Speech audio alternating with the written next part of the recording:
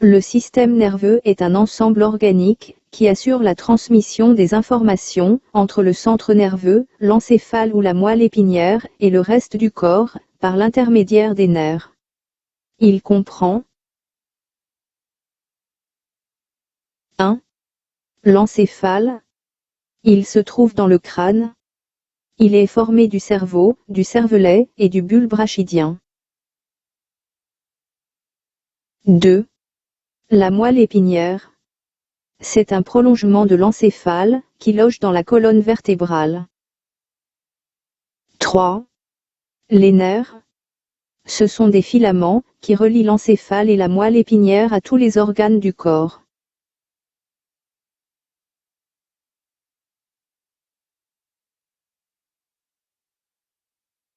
Le centre nerveux. Le système nerveux est constitué d'un système nerveux central, englobant l'encéphale et la moelle épinière, appelé centre nerveux, et d'un système nerveux périphérique, sous forme des nerfs. Tous les centres nerveux, l'encéphale et la moelle épinière, sont protégés par 3 enveloppes superposées appelées méninges. L'encéphale. L'encéphale est constitué du cerveau, du cervelet et du bulbe rachidien. Son écorce est formée de la matière grise externe, entourant la matière blanche interne.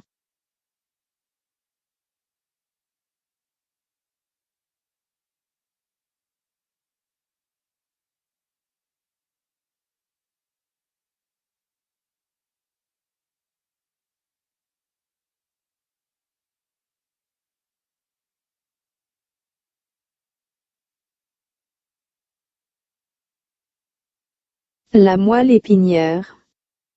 La moelle épinière est un cordon blanc, situé dans le canal rachidien de la colonne vertébrale.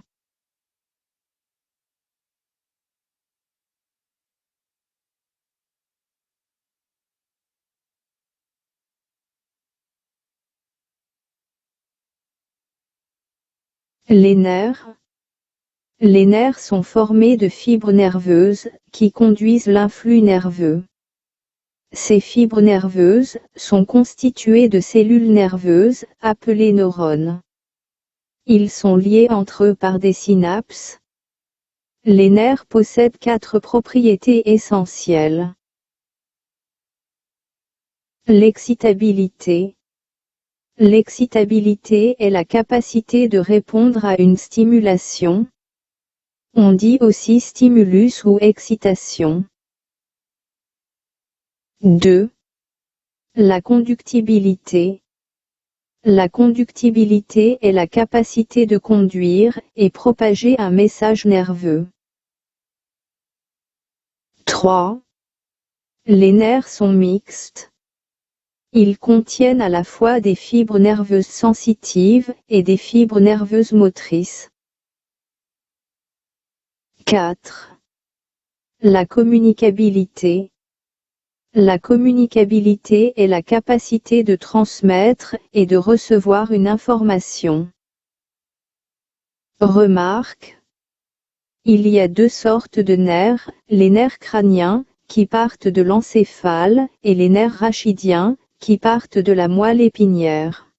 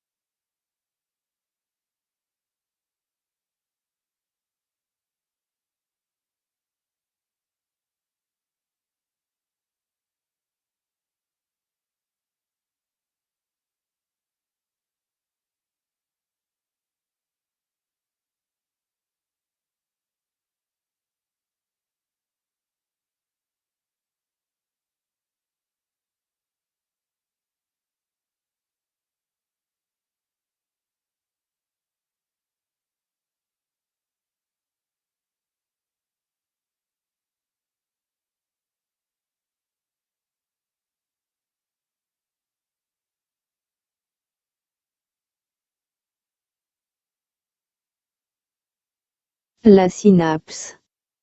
La synapse est une zone de communication entre deux neurones successives.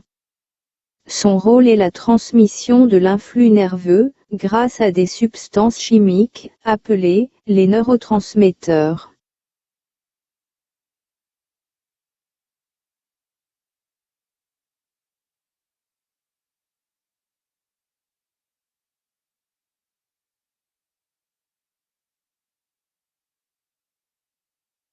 Le message nerveux. On distingue deux types de messages nerveux. A. Le message nerveux sensitif. C'est un message centripète. Il part d'un organe de sens, passe par un nerf sensitif et arrive au centre nerveux, qui est soit une aire sensitive du cerveau, soit la moelle épinière. Ce message est appelé aussi un flux nerveux sensitif. B. Le message nerveux moteur. C'est un message centrifuge. Il part de centre nerveux qui est soit une aire motrice du cerveau ou la moelle épinière. Il passe par un nerf moteur et arrive au niveau d'un organe effecteur, comme par exemple le muscle. Ce message s'appelle aussi un flux nerveux moteur.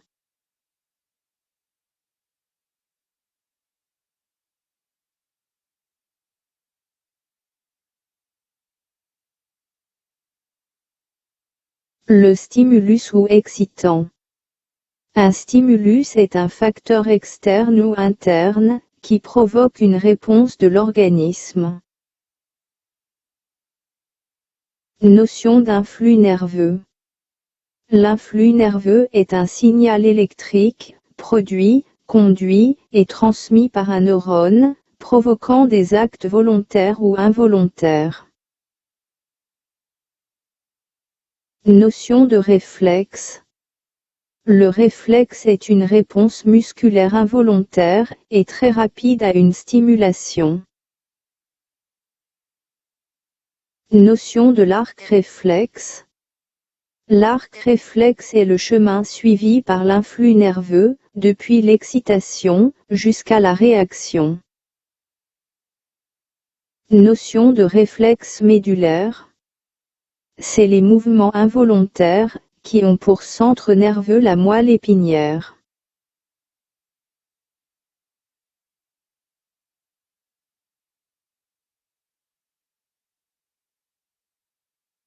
Pour percevoir son environnement, l'homme dispose de 5 sens. La stimulation ou l'excitation de récepteurs sensoriels logés dans un organe de sens, déclenche l'émission de l'influx nerveux.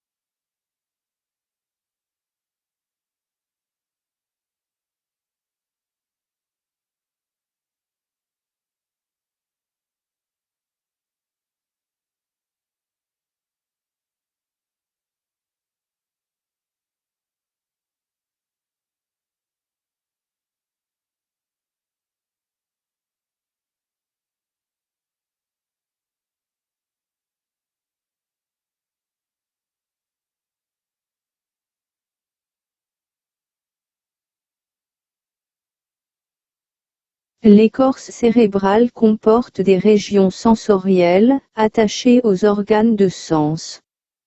Ce sont les aires sensitives. Ils reçoivent et traitent l'information sensorielle.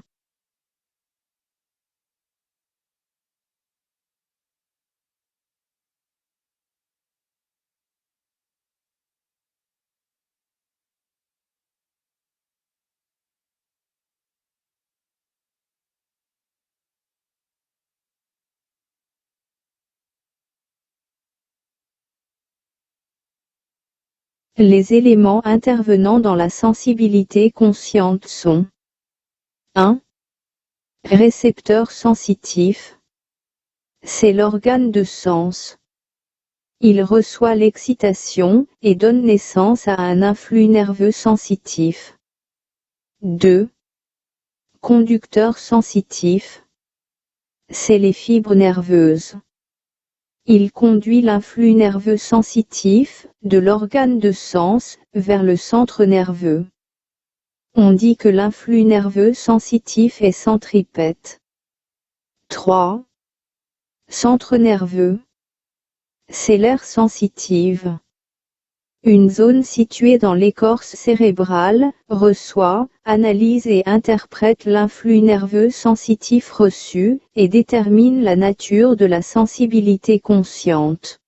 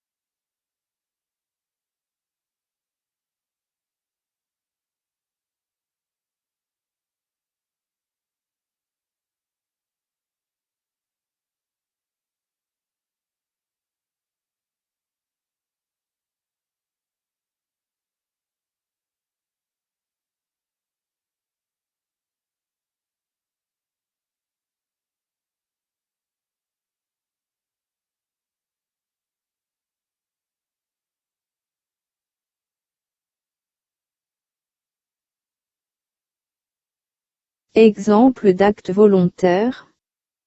Chanter, danser, sauter, écouter, regarder, etc. sont des actes voulus, qui traduisent l'intervention du cerveau. Ces attitudes actives, visibles et volontaires, sont appelées actes de motricité volontaire.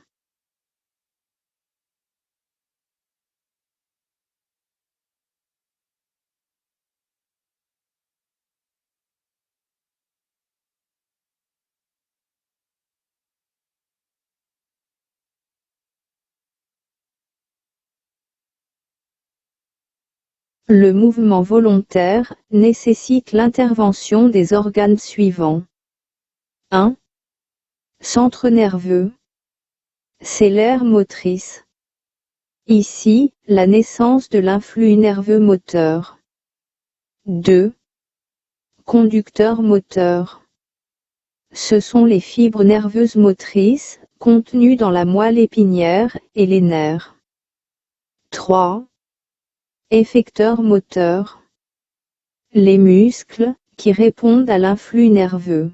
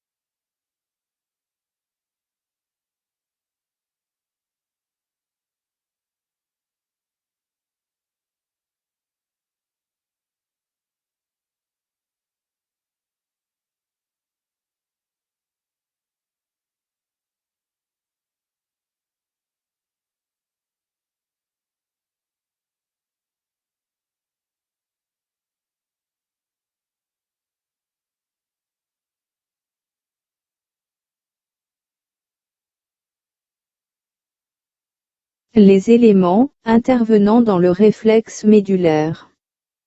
1. Récepteur sensitif. C'est la peau. Il reçoit l'excitation et donne naissance à un influx nerveux sensitif centripète. 2. Conducteur sensitif, ce sont les fibres nerveuses sensitives, qui conduisent l'influx nerveux sensitif de la peau vers la moelle épinière. 3. Centre nerveux médulaire. C'est la moelle épinière, qui reçoit l'influx nerveux sensitif, et le transforme en influx nerveux moteur. 4. Conducteur moteur. Ce sont les fibres nerveuses motrices, qui conduisent l'influx nerveux moteur centrifuge, de la moelle épinière vers les muscles. 5. Effecteur moteur. C'est le muscle qui reçoit l'influx nerveux moteur, et exécute l'ordre de centre nerveux en effectuant le mouvement.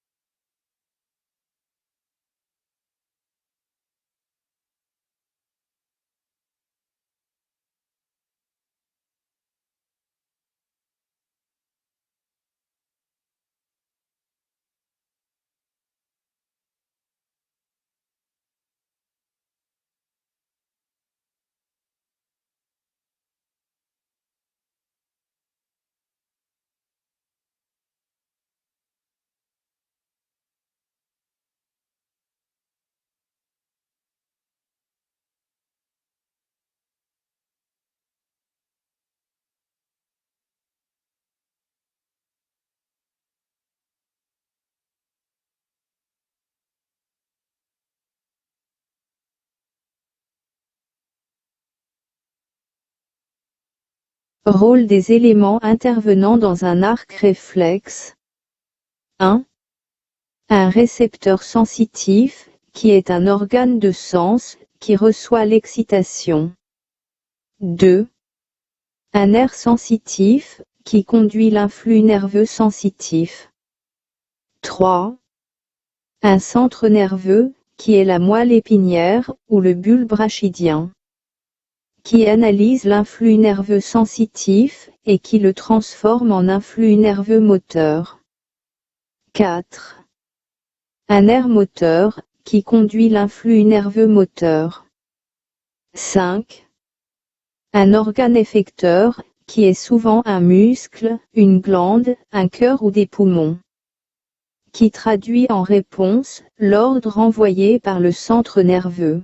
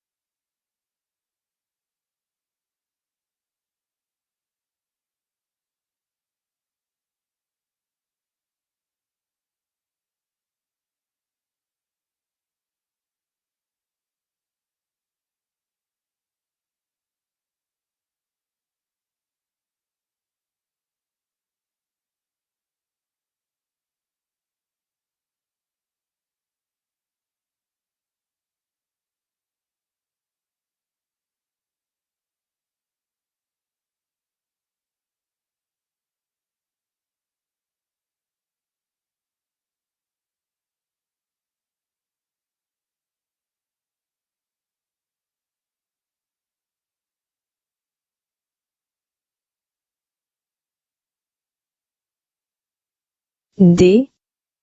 Protection du système nerveux. Déterminer quelques dangers qui menacent la santé du système nerveux, leurs conséquences et les mesures préventives.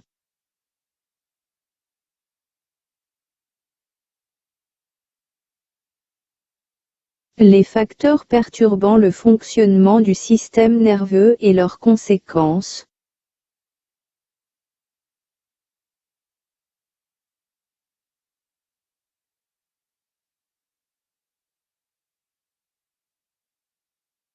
A. Le tabac. Le tabagisme entraîne le dysfonctionnement de système nerveux. Les signes de ce dysfonctionnement sont, entre autres, les tremblements, la nervosité, la perte de la mémoire, la diminution fréquente de l'acuité visuelle, du goût et de l'odorat. B. L'alcool. Ses conséquences sur le système nerveux sont la diminution de la coordination des mouvements, diminution des réflexes, troubles de la sensibilité. C. Les drogues.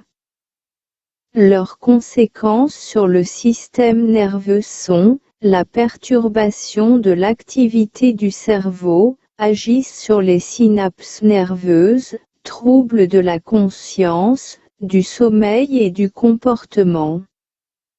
Violence, suicide, viol et toutes sortes de criminalité. D. Le bruit.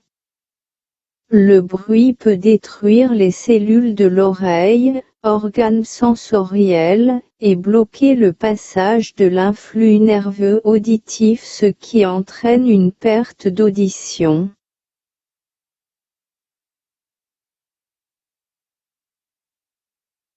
Proposer des mesures préventives, pour préserver la santé du système nerveux.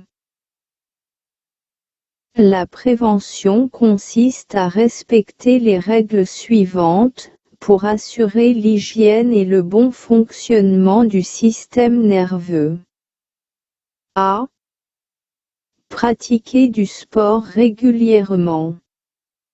B. Dormir suffisamment, 8 heures par jour.